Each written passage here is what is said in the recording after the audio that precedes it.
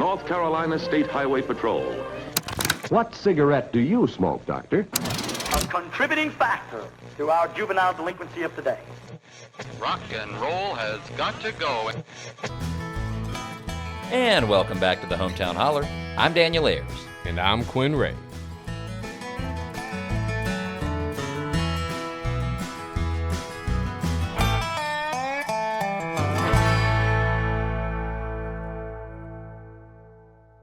Well, hey, man. Do you know what would happen if we could go time travel back to 17-year-old Daniel? You and I hop in that DeLorean, head back. I'd have to introduce you, by the way, because we weren't friends then. Correct. And we told him that, hey, you're going to have a podcast with your best buddy. Yeah. And on that podcast, the governor of the great state of North Carolina is going to come on, and you guys are going to talk about cannabis, or pot is what we called it back then, and all kinds of other stuff. Do you know how tripped out that would have been for me at that age? Probably would drop the flux capacitor. Yeah, I'd probably drop my bong and the flux capacitor. It would Fair. be, and but it's happening. It is. We've got the governor in the flesh here in our studio, Yeah. which is awesome. Yeah, dreams really do come true. That they Brought to do. you guys at great expense by the Hometown Holler, Yeah. and I'm tickled pink, dude. I Absolutely. say we got a lot to talk about, not a Yes. lot of time, so let's just dive in. Yeah, for sure. Well, thanks for coming. We Indeed. appreciate it. Grateful to be here. Thanks for the warm up on Colbert. I know you needed to get a little. That was cool. I saw that and I was like, he's getting ready for the holler. I can tell. He's warming up. I would say that slightly more intimidated to be here with you all than I was in the Ed Sullivan Theater, but Oh good to man, go. Good to go. That's a flush. Well, let's just start off with a real hard question here. Okay, so when you're not the governor, you're not the attorney general, you're not the senator, you're not the guy that's fighting for North Carolina. Who is Josh? I am a father. I got 3 great kids, a husband. I'm just the best wife, the best first lady ever, Anna. Dog owner. Anna and I like to walk our dogs. Did it last night in the mornings. Big sports fan. Grew up in Chapel Hill, so I'm a huge Carolina fan. Basketball predominantly, but also football. Actually, all the sports. They're actually really great at all of the sports. Yeah. Mainly the women's sports. Loves professional sports, the Hurricanes. The teams I cheer for in football and baseball tend to be really bad. So it ends up giving me a lot more free time on the weekends when I'm not having to worry about watching them in the playoffs because they don't make the playoffs.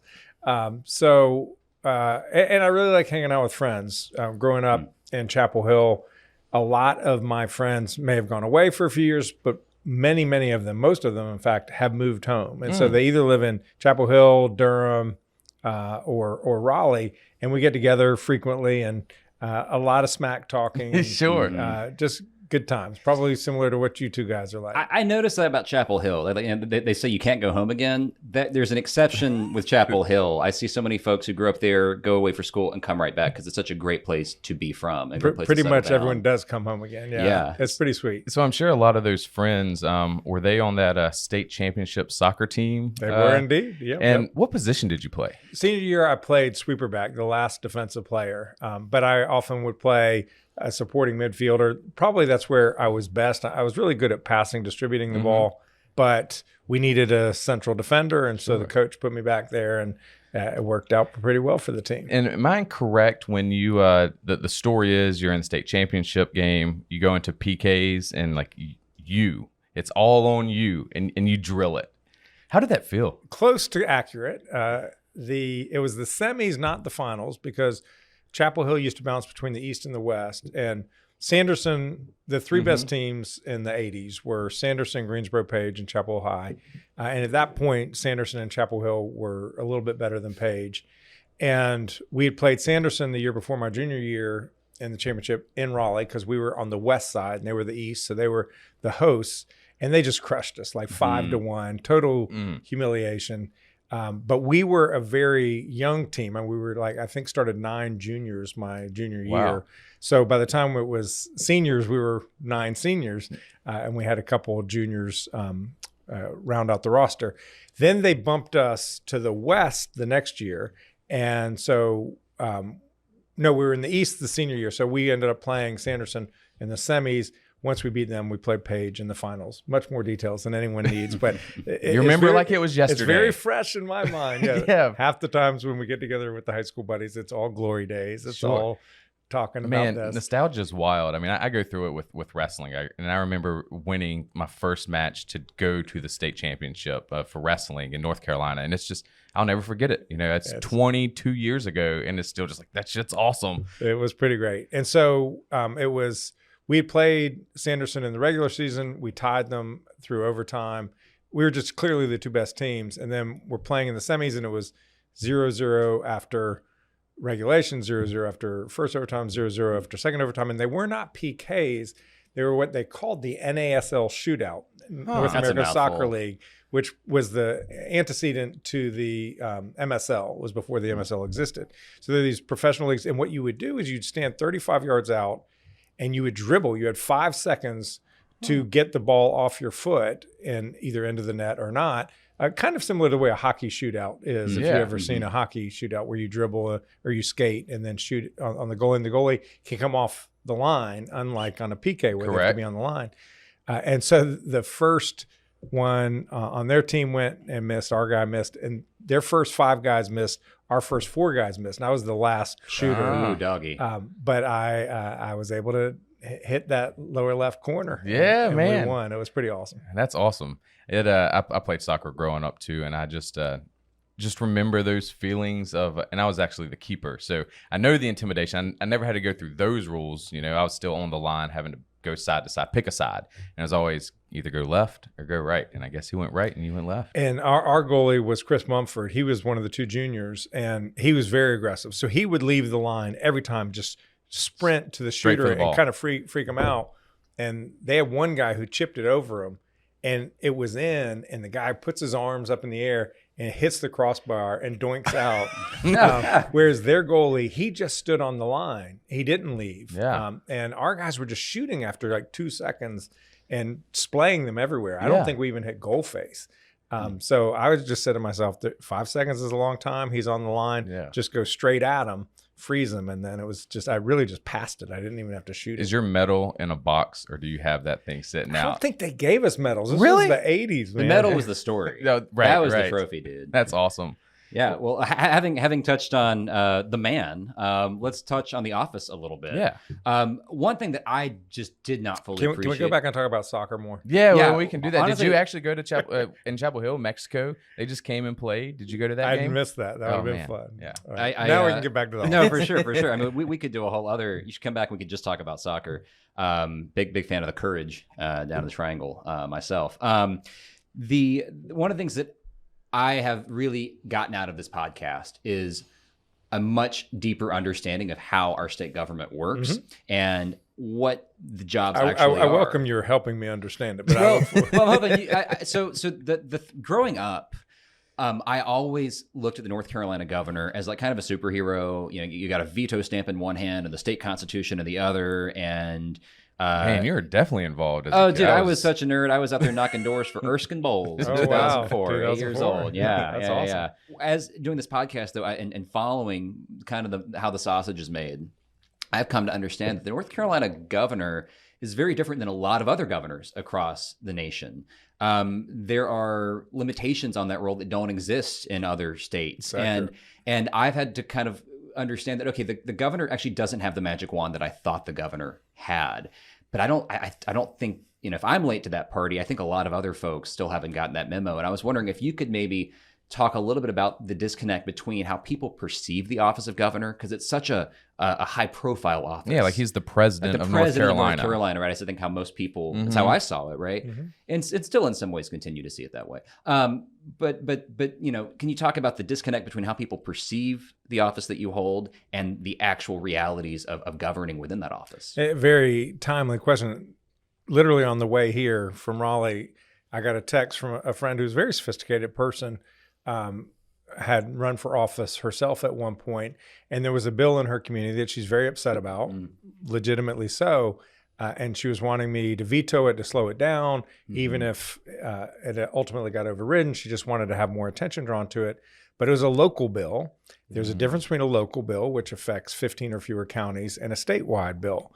And North Carolina's veto does not cover local bills. I didn't even know that. No. Yeah. And so one thing that people definitely don't know is we were the last state in which a governor got a veto. It came in, I think it was 94 or 6. What? Really? Like Yeah. that recent? Yeah, it was Jim Hunt negotiated it with then Speaker Dan Blue, who's now State Senator Blue, and Mark Bassnight on the Senate side. And because the governor didn't have a veto here in North Carolina, the governor wasn't in a great position to negotiate a strong veto. So when you look at the types of vetoes that exist across the country, as I mentioned, the governor can't veto a local bill here, Right.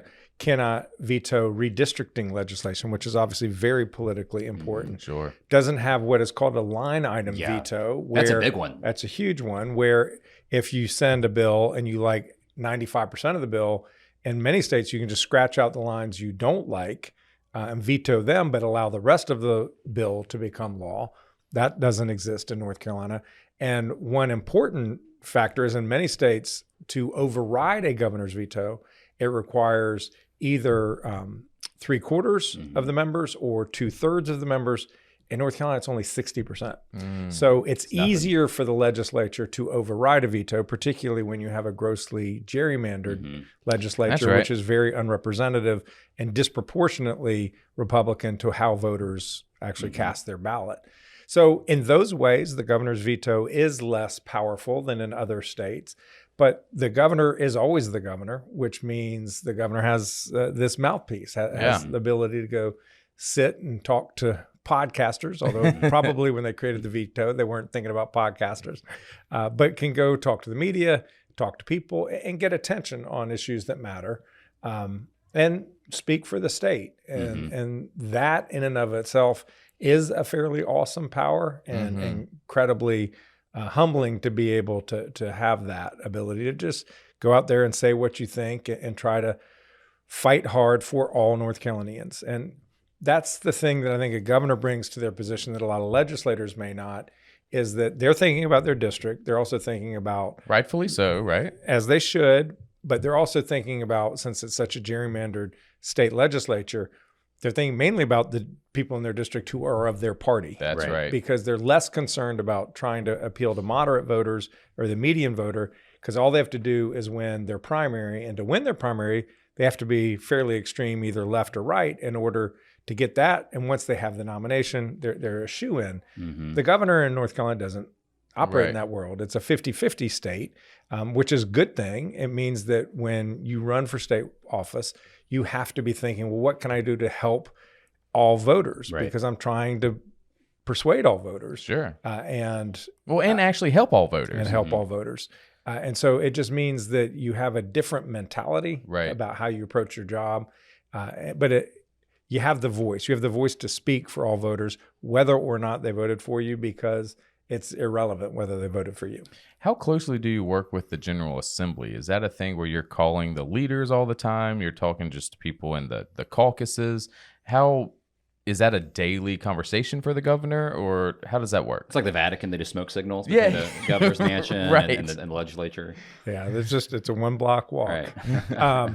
I don't know that it's daily, but it's certainly multiple times a week. And I probably put in 10, 15 calls to legislators in the last 3 or 4 days. Wow. Lots of stuff popping right now because they're coming to the end of the session, not the full end. They're going to come back in July and August and September. They never fully go away. Right. But they're finishing a lot of their business right now. And there was some would argue they're not finishing any business. Fair enough. They are getting ready to pass a bill, Helene relief package number 2. I had asked them to, and the House passed one, and now the Senate has passed one, and they're negotiating it.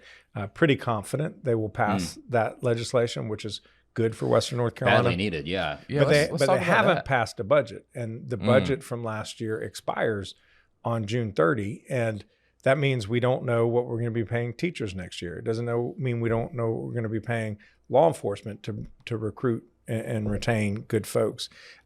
We have great uncertainty over Medicaid, both from the federal level and at the state level.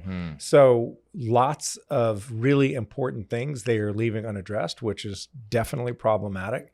But I will give them credit for passing a second Helene package, assuming it goes as planned this afternoon. Yeah, for sure. Let's linger on Western Carolina a little bit.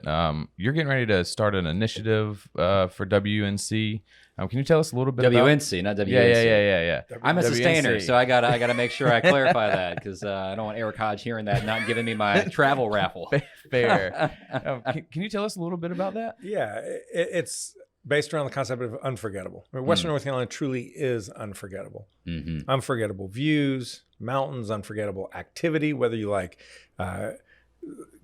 going down mountains by zip line or going in a whitewater raft or hiking.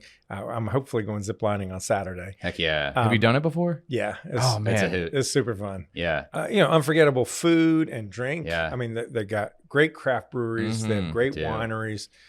Great restaurants, unforgettable crafts, music, and culture. The art is such a big, I'm thinking like Penland, the art school up there, so much great folk heritage and art and music. My wife and I, we were just up there this past weekend. We went to Boonerang. Awesome. And it was so much fun in downtown Boone, talking about the art and the music and just the He was sending me photos. I And heard was it like, was it's packed. awesome. Oh, dude, it was so packed. And talking to the folks there, I think this was the 4th year that they did it. It was awesome to see that it was opened. But they said this was bigger than it's ever been. It was really, really awesome. Well, I mean, that's honestly part of our message, and I'm glad you're amplifying it. Is the whole idea behind this unforgettable Western North Carolina is we want more people to go out there and experience it. Many people have been out to Western North Carolina. They know how beautiful it is. This is the time to do it. The local businesses there are desperate for revenue. They lost out on their most valuable quarter last year. Basically September, October, November, December, they didn't make any money at all because nobody could come out there. It was still a mess. It is no longer a mess. It is open for business. And I'm going to be tomorrow at Chimney Rock State Park. We're reopening that tomorrow. Super exciting. Yeah. The town is still beat up, but they're working hard and some restaurants are open. We want people to go out west and spend their money. So talk about the best way to do charity, which is to go have a blast, eat good food, drink good beer, listen to good music, have a great time. So if you have an opportunity this summer, we have a long weekend or you don't know what you're going to do, if you have a week-long vacation, go to a town you've never been to. And there are dozens of beautiful small towns and they all need your money. So go spend your money. And if you want to get away from this crazy heat right now, like when we went up there, it was like 80 degrees, no humidity. You still feel warm, but it's great. But when we descended from that mountain, man, it just went up like 20 degrees in the car. Oh, dude, it was such a different vibe. And so, yeah, I definitely, I echo what you say. I grew up going to the mountains, but it was never like my thing. But as an adult, it's awesome. It's awesome. Dude, we should take some of our patrons to Tweetsie. Oh, that would be fun. That's like my favorite place on Now, earth. you want to talk about the 1980s. It still feels... We I'm took going to the be kid. there tonight or near there. You go, oh my God, that's great. Tweetsie Yeah. has not upgraded anything. And that's why we love it. Yes, it's so awesome that's why we because love of it. Is the Golden Brick Road or whatever it's called, is it Yes, still open the Land up of top? Oz is up Yes, there. that's in Still going. September. They open for like 6 weeks or whatever. And like we tried to get tickets last year and couldn't because, I mean, it sells out instantly. Yeah, but we used to take our kids there. Super fun. Oh, yeah, for sure. Man, it's a hoot. Do you want to pivot? Want to? Yeah. So I mean, let's just do this, Josh. Let's go to it. Let's talk weed. Let's talk cannabis. Most young folks in North Carolina feel like it's past time to legalize marijuana, both recreational use, both medical use. And it's been a lot in the headlines recently. You've started a commission about it. Where do you stand as governor on this issue right now? Yeah. Look, adults can make their own choices for themselves. People can go buy alcohol if they want. I do. And as long as we are doing it in a way where we're not encouraging people to excess, and we are strongly insulating children from access as much as we possibly can, never going to be perfect, then I'm completely at peace with adults making their own choices. What we have right now in North Carolina is craziness. It's absolute unregulated wild, wild west. People don't really understand, maybe some people do, but many people older, my age and older, they don't understand that you can go to any vape shop and go get you a product that will get you high, higher than what marijuana used to be back in the 70s and 80s. It's no longer Maui Wowie. No, it's the intensity, the amount of concentration of THC. THC is the ingredient that gets you high. That's what's in marijuana. What happened is a few years ago, the federal government drew a distinction between hemp and marijuana. It's the same plant. The only difference is the concentration of THC in hemp is so low that it doesn't get you high. It's not intoxicating, whereas with marijuana it is. So marijuana is illegal, hemp is legal. What very enterprising people did was they took the hemp plant and managed to come up with ways to get it so that it's so concentrated that it will get you high. And you can go buy gummies in North Carolina. You can go buy bud in North Carolina. You can go buy products at these stores that will get you high. And there is no law that says a teenager can't go in there and buy it, which is insane. Everyone thinks, oh my gosh, it's New York or it's Colorado and Washington, the first two states that legalize marijuana. You can go lawfully buy those products there. You can't do that here in North Carolina. It's actually more accessible. There are no restrictions on where these retailers can be located. There's no requirement that they card kids and keep children from buying it. There's no requirement that they accurately reflect the concentration of THC in their products. There's no restriction on the packaging that makes it very attractive to kids. They make it look like candy. All these things are not acceptable. So I pulled together a council with people from all perspectives to come together to come up with a regulatory structure for the state of North Carolina that would legalize it so that adults could get it, that would protect kids, that would protect adults so they knew what they were consuming, what products, what chemicals are in these. People have no idea. There's nothing on them. You just go buy them. They're made in Mexico. They're made in China. Who knows where they're made? And I just want to bring order to what is the unregulated Wild West. I mean, it makes me think about a year ago, I got a call in the middle of the night, woke up, my neighbor, middle-aged woman, probably mid-late 50s, middle class. I have it on good authority, never smoked a joint in her life, was having a heart attack. She was at the ER, and I drove to the ER thinking that I was, this is going to be the last time I see my neighbor. Within 15 seconds of getting there, this wasn't my first rodeo. I realized this woman's not having a heart attack. Her eyes are glazed like a Krispy Kreme donut, and she doesn't know what day it is. Like, she's high. What did she consume? She had gone to a local shop, and she didn't know the dosage of what she got. And I don't think the guy across the counter probably knew what he was selling to her. And she had started taking edibles and and for a time had a good experience. Like, I don't know what she was getting, but it was helping her go to sleep. She was having sleep issues. And it was like, in her view, a holistic, healthy way to solve that problem. And then one day she goes in and the guy says, well, we just got this new thing. And like you said, it looked attractive and looked like candy. And I mean, that's what it is, right? They'll say you can get this cookie. And you're like, oh yeah, I'll eat a whole cookie. And it's like, well, you really should only eat a quarter of that thing, right? So when I saw your interview on WRAL and you're talking about this framework and exploring this issue, I really appreciate it. I thought about my neighbor who doesn't need to be punished, needs to be informed, and needs to have a framework in place that helps her make informed decisions and protects her from bad actors. So really appreciate the approach you're taking. And there's a kid who was in college with my son here who he took some that he'd bought and had a psychotic episode and had to be hospitalized. People don't have any idea what's in these products. And that is absolutely unacceptable to me. I think there should be independent testing requirements, independent labs. I don't think we should have the fancy packaging. I don't think there should be the flashing lights. If you think about the ABC system for alcohol, you can get alcohol if you're an adult in North Carolina. But it's like at this boring store. And it's not there trying to lure you in, but it's there if you want it. And that's the sort of model I think we need here in North Carolina. That was actually going to be my next question to you. Like, if we've, let's say, legalized THC, because right now what cannabis is like you said, it's like synthetic as using hemp, but it's not necessarily full-on pot. But let's say we legalize this. My question to you is going to be like, do you foresee this as like state-run dispensaries, local entrepreneurs, the Cookie Carolina edition type gig? And I was thinking something like the ABC store. And so I guess you answered my question is like, that's how you would envision this happening instead of just having laws, regulatory laws on the books that we hope entrepreneurs follow and have a state regulated gig of getting you your, brownies. I mean, but the state isn't making the alcohol. So I'm not looking at the state to get into the manufacturing.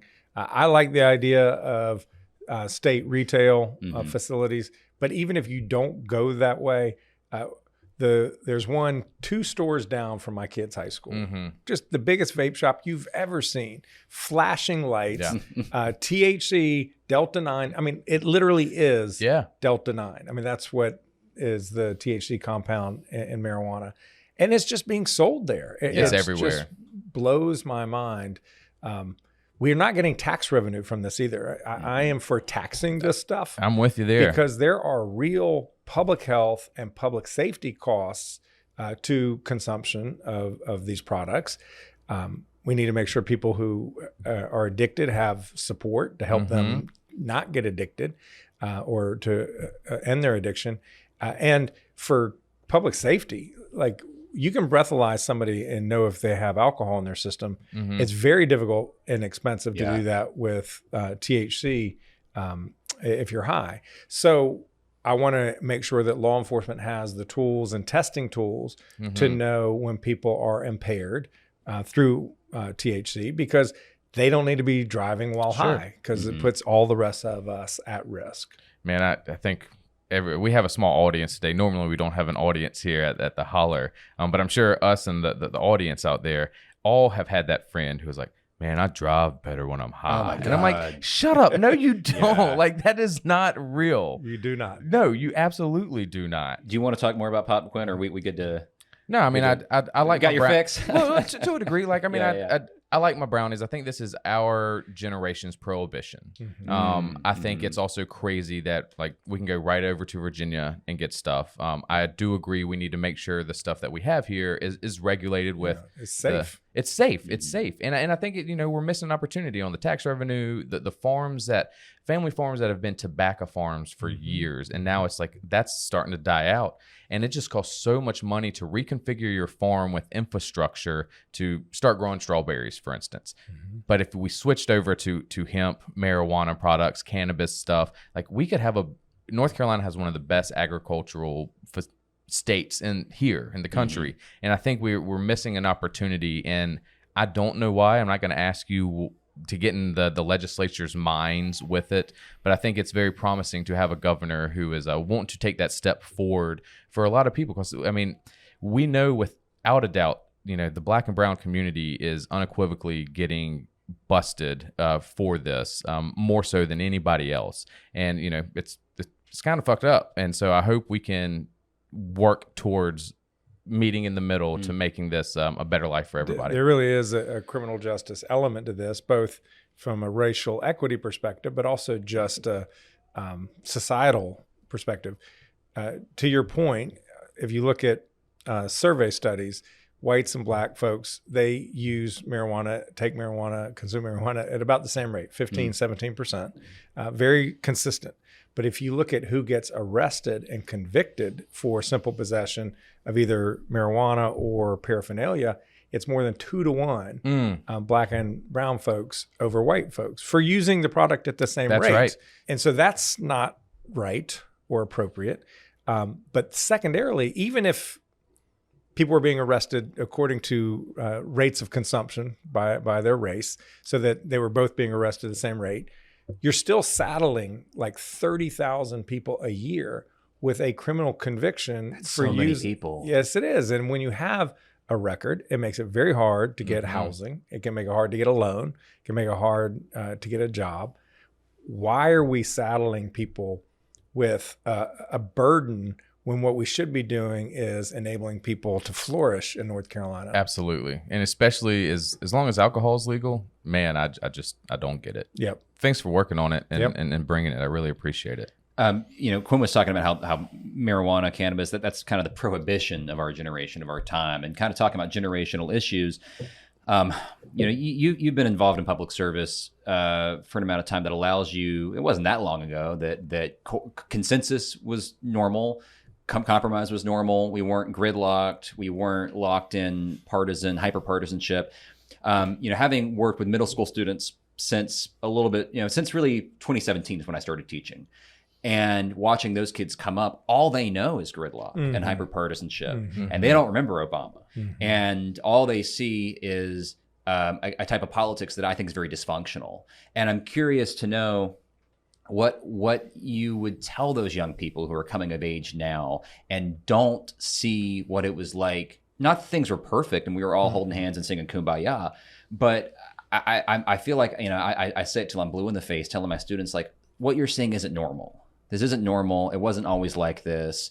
And there is a better way to do this. And I'd like to hear maybe your thoughts on this, if this is something you think about. I do think about it. There are a few different factors that I think are distorting and our politics. One of them is incivility. I believe in civility. I believe in respect. I believe in talking to people who differ from you in a way that respects them, because they have their views because of whatever reason. They have their views, and their views are worthy of respect, of listening to them to see if they're right and you're wrong. Because guess what? None of us is right all of the time. Tell my wife that. She would say, I'm Of course you would. Of course you would. The rhetoric is just really destructive. Yeah. That's one problem. And so I just try to be civil, respectful. But there are other systemic problems with our politics. I mentioned gerrymandering earlier. That's where the legislature draws the district lines in such a way as to distort the representativeness of our democracy. And if you actually analyze North Carolina's democracy, we are one of the least representative governments in the Western world. And you're like, what does that mean? Well, what it means is that the voters who were chosen do not reflect how people have voted. Yeah. In the last election in 2024, the majority of people who voted for General Assembly in the House and General Assembly in the Senate voted for a Democrat. But if you look at who got put into office, it was 60% and nearly 60% in the Senate, nearly 60% in the House. That's just not the way it's supposed to be. Right. Yeah. And same with Congress. About half the state voted for a Democrat for Congress. It's even worse because it's 10 of 14. So it's 10-4 Republican over Democrat in our congressional delegation, even in a state that's essentially 50-50. So that creates all kinds of distortions to the politics. It creates all the wrong incentives. We talked about this earlier. If you're a Republican in a very red district, you're not thinking about what can I do to reach across the aisle with a moderate Democrat to get something done, because in fact you are penalized if you do that, because then you become a rhino. That's right. And you're not true believer, and you are susceptible to a challenge from the right in the next primary. So there are times when I have had ample conversations with Republican legislators who hate where their party is going, but that they can't go contrary to it because they know if they do, they will encounter an electoral challenge in the primary the next time around. So that creates terrible incentives. And then the third kind of systemic problem, which is somewhat related to the first, is the siloization of media, that so many people only ever hear from their little echo chamber. They're not consuming news from traditional sources of media like they used to, whether it's the nightly news or reading the local newspaper. They're getting it from a post that's on their Facebook page that someone may have shared with them, or somebody may have advertised to them based on their demographics. And so they're only getting sort of a unique perspective on the news that will then influence how they perceive their government and their reality. And that is immensely problematic as well. So I think all of those things end up creating this really vituperative politics. Where that's a word skills word, bro. This guy took Latin. Yeah, that was where good. it's just anger and combat and fighting. And it makes it really hard because actually not all politics is that. Right. Just this morning, I did a bill signing, one for helping vets afford college in North Carolina, the other to dramatically modernize our foster care system. Hell yeah. To those help. are both. Yeah, winning. I'm for it. Yeah. And it was Republicans and Democrats at the legislature working together on complicated issues, that particularly the foster care one, that worked over a few years. It didn't just happen. It was a lot of people sitting around a table, hammering out really tough issues to try to make a system better for very vulnerable children. And they finally achieved that today. And I was so proud to be able to sign it into law. But it was a Republican, Alan Chesser, and a Democrat, Sidney Batch, and they worked together to solve it. It will get this much, a micro fraction of the same attention as a bill on getting rid of the concealed carry permit for carrying guns around for teenagers without any safety training, which was a stupid idea, by the way. But that gets so much more attention than when we actually saw a problem in government. Right. People worked hard to solve it. So there is still bipartisanship. There still is compromise. There still is good things happening. But we do have real problems, and we can't pretend they don't exist. We're coming up on time here. We need to land this plane. I've got one more question, and then I think we can go into some rapid fire questions for you real quick. Let's say it's 2050, and some high schooler is Googling Josh Stein. What headline would make you proud to see pop up? Josh Stein spent his career taking on tough issues to try to help people have a better life. And crushed it at high school soccer.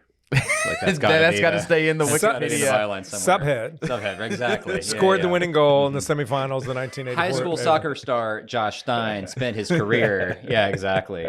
That's awesome. So a couple rapid fire questions. The way this works, we're just going to hit you with something and just come us with, like, top of the head. All okay, right, fair enough. So we heard you're a Jersey Mike's guy. I am. What's your go-to 7 order? wheat mini, extra lettuce, extra tomato. He was so ready for it. Brown mustard, no mayonnaise, extra olive oil, vinegar, and spices. Perfect. Swiss cheese, not provolone. I've ordered it 3,000 times. There is not a Jersey Mike's on any major highway in North Carolina that I've not attended. They see you coming. Oh, that's awesome. Yeah. So when I see the sunsets with Stein photos, you're I taking just that came with from the the Jersey Jersey Mike's Mike's. in one hand. No, Okay. I don't eat them in the car. Gotcha. Because I'll get that oil all Sure. over me. So the team will be really frustrated because we're running late. I'm like, I can eat a sandwich in 7 minutes. Just let me sit here and Let me eat have this this. sandwich. Yes. Love that.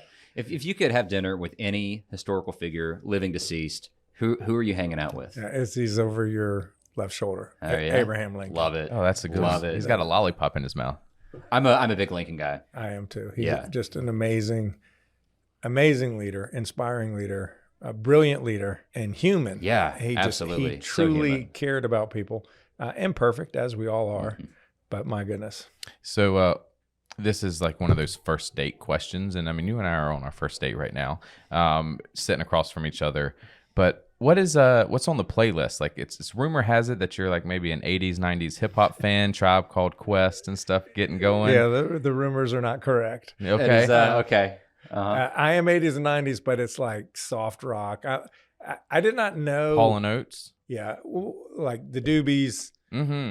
Steely Dan. Yes, James Taylor, Bonnie Raitt. Dire Straits. Huge Dire Straits. Yeah, I was like, this guy's a Martin Knopfler fan. Making Movies was my number one out. I had two albums, Making Movies and Green River by Creedence Clearwater, which Nice. is not soft rock. Sure, great album. but amazing Yeah. music. I will say that I've got a 23-year-old son who is slightly hipper than I. Okay. And so he's turned me on to Mount Joy, and I love Mount Joy. So I'll play Mount Joy radio, and I don't know who all the artists are, but I know which songs I like that come on the radio. I mean, how is being governor in the sense of like, you are now the guy, you pulled up with a driver, you had a lead car and stuff. It was pretty sick. When you get in the car, like, are you in control of the aux cord? No, which is the worst thing. They don't let you control the music?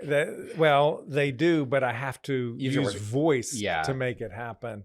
And That's undignified. The way I know that pretty much every Jersey Mike's is on the highway, I know which radio station. I'm not an aux cord kind of guy. I like just listen to the radio. I don't know why I do, but I'm old school. So I'm 102.9 in the Triangle. Then I go to 98.7. We just had to do it. 98.7. Yep.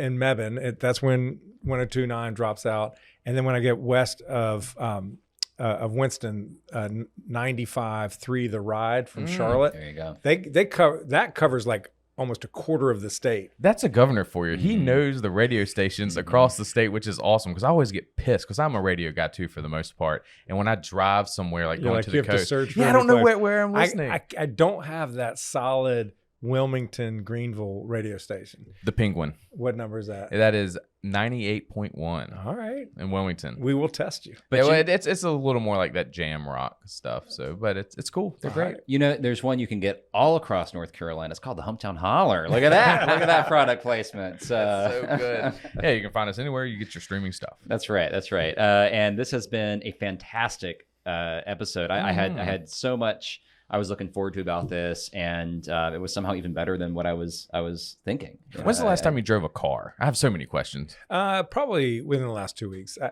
it's not like a president where you can't do it for like ever. I don't know that they love it when I do. Okay, but I do. Our house is only like a mile away from the residence mansion, and so I'll forget something or.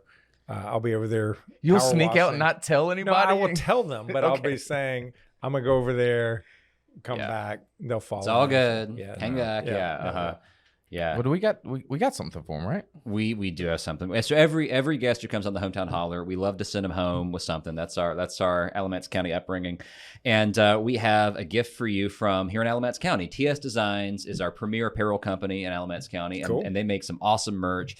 Shirts you can look good in and feel good about. So it's a total North and South Carolina supply chain from dirt to shirt. You can tell I got this spiel. I've been working on it for a while, and we're going to send you home with one. So you can wear it with love and think of us, remember us fondly, and maybe wear it next time you come back. Quinn and Daniel, this is awesome. Yeah, Governor Stein, thank you so much. Where can folks find you?